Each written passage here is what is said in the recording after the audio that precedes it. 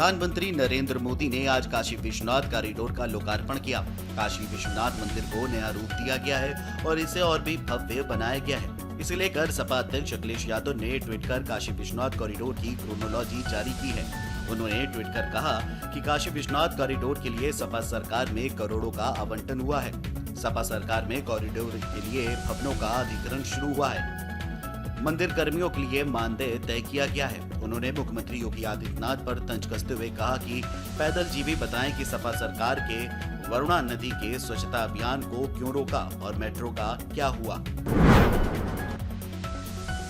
कानपुर में रविवार को शीशामऊ विधानसभा क्षेत्र के जीआईसी मैदान पर सभा को संबोधित करते हुए एआईएमआईएम के प्रमुख असदुद्दीन ओवैसी ने सवाल किया कि सोलंकी परिवार ने यहां से 5 बार विधायकी की है।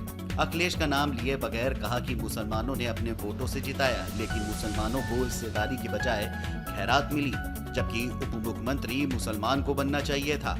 इन बातों के जरिए उन्होंने सपा के वोट में सेंध लगाने की कोशिश की। साथ ही मुस्लिमों से बार बार किसी को अपना अगवा बनाने का आह्वान करते रहे। एटा के सैनिक पड़ाव मैदान में रविवार को भाजपा का बूथ सम्मेलन हुआ, जिसमें केंद्रीय राज्य मंत्री प्रोफेसर एसपी सिंह बघेल ने विपक्षी दलों पर जमकर निशाना साधा। सम्मेलन में केंद्रीय राज्य मंत्री प्रोफेसर एसपी सिंह बघेल ने कहा कि मुख्यमंत्री योगी के पास 2 बुलडोजर हैं। एक से सड़क बनाने का काम किया जा रहा है और दूसरे से मुख्तार अंसारी और अतीक अहमद जैसे माफिया की अपराध से जुड़ी हुई संपत्ति को नष्ट किया जा रहा है। उत्तर प्रदेश विधानसभा चुनाव नजदीक आ रहे हैं और सभी दल हिंदुत्व और हिंदूवादी के साथ साथ अयोध्या राम मंदिर पर चुनावी समीकरण साध रहे हैं। अंतर्राष्ट्रीय हिंदू परिषद के राष्ट्रीय अध्यक्ष डॉक्टर प्रवीण भाई तोगड़िया ने कहा कि आज राजनीति का भगवाकरण हिंदूकरण हो गया है।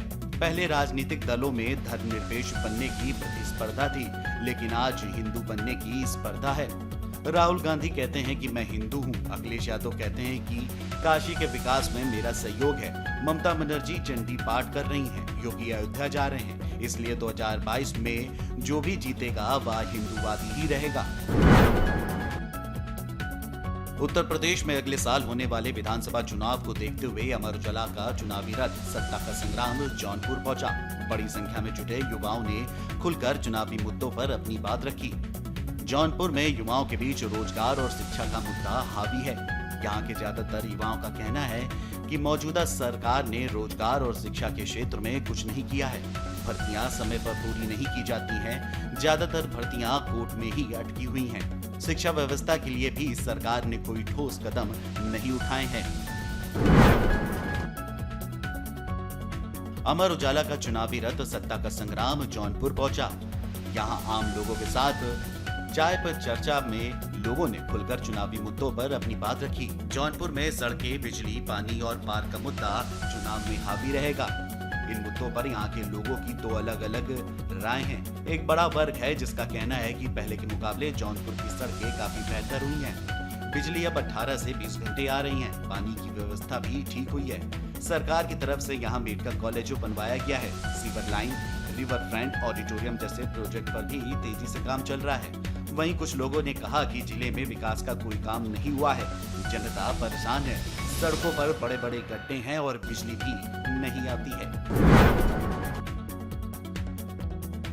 महाराष्ट्र के सपा प्रदेश अध्यक्ष अबू आजमी ने कहा कि 2 गुना राशन देकर सरकार मतदाताओं को प्रलोभन दे रही है। लाखों लोगों को रोजगार देने का वादा भाजपा ने किया था, लेकिन नौकरी नहीं दे पाए। सपा के महाराष्ट्र प्रदेश अध्यक्ष आजमी ने कहा कि लाल टोपी बीजेपी के लिए रेड अलर्ट है। काली टोपी वालों का दिल भी काला है। उन्होंने कहा कि भारत सभी का है। भाजपा और आरएसएस धार्मिक उन्माद फैलाकर हिंदू मुस्लिम के बीच दूरियां पैदा कर रहे हैं। इसके दम पर सत्ता पाने का सपना देख रही है, लेकिन जनता हकीकत जान गई है। गांधी भवन में सपा कार्यकर्ता महराज की ओर से आयोजित अल्पसंख्यक समाज के कार्यक्रम में उन्होंने कहा कि भारत में हिंदू, मुस्लिम, सिख, ईसाई और बौद्ध 5 उंगलियों की तरह हैं। कानपुर में सियासी जमीन मजबूत करने में जुटे एआईएमआईएम के मुखिया असदुद्दीन ओवैसी ने विरोधी दलों पर निशाना साधते हुए कहा कि दलाल किस्म के लोग अब मुस्लिम वोटों की सौदेबाजी नहीं कर पाएंगे। रविवार को चुन्नीगंज स्थित जीआईसी मैदान पर आयोजित सभा को संबोधित करते हुए उन्होंने प्रदेश में 100 सीटों पर विधानसभा चुनाव लड़ने की घोषणा की। उन्होंने कहा कि क्षेत्रीय दलों से गठबंधन के रास्ते खुले हैं, छोटे सियासी दलों से भी बात की जाएगी। ये वक्त बताएगा कि कितने दलों से गठबंधन हो पाता है। ओवैसी ने विरोधी दलों को चेताते हुए कहा कि एआईएमआईएम ने 5 साल में प्रदेश में अपनी जमीन मजबूत कर ली है। किसी दल का नाम लिए बगैर बोले कि मुस्लिम वोटों को बेचने वाले दलाल अब सफल नहीं हो पाएंगे। इसका पता चुनाव में चलेगा। श्री कृष्ण की नगरी में देश के गृह मंत्री अमित शाह 19 दिसंबर को जन विश्वास यात्रा को हरी झंडी दिखाएंगे। ये दूसरी यात्रा मथुरा से निकलते हुए 25 दिसंबर को लखनऊ पहुंचेगी, जहां पर प्रधानमंत्री नरेंद्र मोदी की जनसभा भी है। शहर के रामलीला ग्राउंड में गृह मंत्री जनसभा को संबोधित करेंगे। इसके बाद जन विश्वास यात्रा को हरी झंडी दिखाएंगे। ये यात्रा जैत चौमुआ होते हुए हाथरस जाएगी। इस यात्रा में हाथरस, अलीगढ़ और मथुरा से 25,000 कार्यकर्ता शामिल होंगे। 2022 के विधानसभा चुनाव को लेकर कौशाम्बी जिले का सियासी समीकरण पल पल बदल रहा है। बसपा ने अपने पत्ते खोल दिए हैं।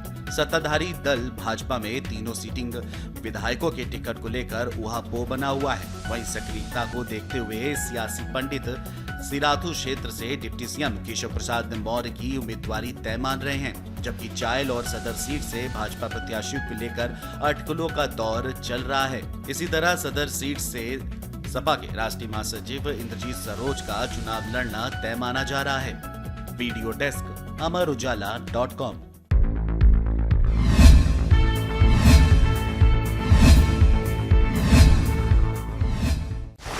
डाउनलोड करें अमर उजाला ऐप और पाएं खबरें लगातार। अगर आप ये वीडियो YouTube पर देख रहे हैं तो हमारे चैनल को सब्सक्राइब करें और बेल आइकन को दबाना ना भूलें। अगर आप Facebook पर ये वीडियो देख रहे हैं तो हमारे पेज को लाइक करें।